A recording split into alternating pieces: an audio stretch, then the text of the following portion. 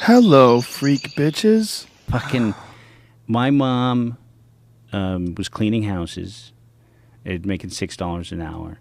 My dad, Teamster, warehouse foreman, and they, were poor growing up, lower middle class, and then went to the school. He sent me to school in San Francisco with all these rich kids. So I was in all these rich houses. And houses in, if people know San Francisco, Pacific Heights is really nice. And so now it's like fucking $12 million houses. And that's where we were hanging out. Yeah. Parents would abandon them on the weekends. And we'd have run of these fucking houses. Just crazy. Like my buddy broke a $25,000 vase. We're like, let's get the fuck out of here. What the fuck are they going to make us pay for it? And we were in all these, I was like smoking some guy's Cubans sitting in his chair. And so I'm a kid from the inner Sunset District who shouldn't be in all these places. But I think that's what lit a fire under my ass because I'm working for my mom eventually has this great rags to riches story where she was working at this company, and then she became an account rep, and then she became the head account rep, then she became the vice president, then she bought the company and quadrupled the company in size. Wow. And that's where I went to work for her. Even though I wanted to be a stand-up comic, I go to work for her. I am firing people for a living, which is a whole nother fucking thing. And just I really was forced into this very tough. My dad and my mom were very fucking brutal. Half Mexican, half Sicilian. I could have been up there and miserable, fucking with, firing people nonstop and like taking on other people's problems. Because that's what I did is like, if you have a business or you work somewhere, we'd employ everybody working there so you didn't have to deal with any of the headaches. But then I got all the headaches. So I've been chased. Like I had a guy who was a Taiwanese. Like he was sick, this bad. He was working in a doctor's office, but on the weekends we found out he was pretending he was the doctor. So he was seeing patients, booking his own patients, but he was a physical therapist in a orthopedist's office. So I go in there, and I've been doing this a while.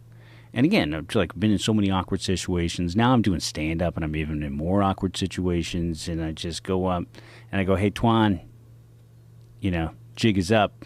I go, "Today's your last day. We found out what you're doing." He grabs me, puts me up against the wall. He gets one of those physical therapy sticks.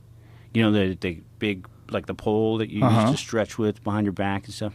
And he has one of those cut in half. And he sticks it right up to my throat. And I'm cool. And so I go, "Twan, you got two choices here. You're going to hit me with that stick. And I'm going to call the cops. And I'm going to press charges. And you're going to go to jail. So I'm going to be pissed that you hit me with that fucking stick. Or you can take the final check that's in my breast pocket right here and walk away. What's it going to be?" And I'm held up against the wall by my throat with the fucking stick in my face. And so had some crazy situations. So I was. What did you say to him? You said the jig is up. I know you're not a real doctor. Yeah, I go, "Hey, how you doing? You shouldn't be here right now." But what was his response? "No, this is not true. This is, and just like you're going to barely spoke English? Yeah. He's a physical therapist. Was he banging chicks too? I have no idea. I would like it to be that way. Yeah, you're just banging them. Yeah, it's a better story if There's a way to heal you. It's to your vagina. My cock. Use my cock. So I had Russian nurses running from me and just crazy stories. Like, what were they trying to do to you? Well, this Russian nurse was in an allergist's office, and she was giving wrong doses to the kids and stuff of shots. Oh, Jesus. So I had all my documentation, like these yellow pads. I go, there's, you can see right here, I'm 22 years old. You can see right here that she tries to grab it. Now it's a tug of war across a desk, and I don't know what the fuck is going on. And she takes off and runs down a hallway. And I'm 22, and I go, shit. I fucking run down the hallway after her, and she goes into a patient room, and then she locks the door, and then I get the door open, and I said, "Somebody unlock it," and she's in there, and she's talking to her husband on the phone. She goes, "Andrew, there is a man here who's telling me lies. He's telling me lies, Andrew, and I didn't want to tell you this, but I am pregnant, and I'm going to lose the baby because of this man." Like that, I'm going, oh my God. Yeah, totally. Freaking out. Oh my God. So I had to teach a bunch of Vietnamese people how to shit. There was one day I got a call. Yeah. Wait. I got a call from this guy. What was the issue? Well, they were Hmongs. Okay. You know, Hmong is like Yeah. this. If you saw Gran Torino, that movie with Clint Eastwood. I think the H is silent. I think Yeah, it's called Hmongs. Yeah, you're right. The HMOUNG is that? Yeah.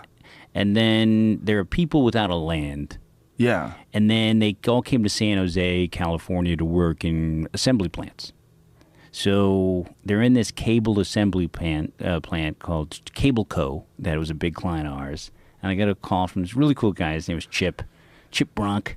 And he goes, Al, you got to get down here. You're not going to fucking believe it. And I got a situation. And I go, what is it? And he goes, better you see. And I go into the bathroom, shit everywhere. What? Because they had never been used to toilets. So they were standing on the toilet seats. I found out that's what was going on. They all had fake names. Like, the name is Fook Lee, but you can call me Keith. And shit like that. So I was like, hey, Keith, Fluke Lee, can you come here for a second? Can I talk to you where about was this? the shit? Everywhere. Like on the ground? Yeah, they were missing.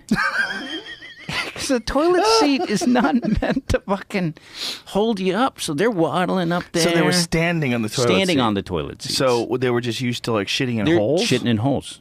Oh my God. If they're lucky, you know, in the woods or whatever. So they're Oh, used, Jesus yeah. Christ. So If they're lucky, if they're not lucky, what, they hold it forever? So yeah, just backed up. It becomes a brick. Yeah. So anyway, I gathered everybody around. I just appointed a bathroom monitor. Oh my God, a bathroom monitor? So I had one of the guys who was a supervisor. I had a clipboard.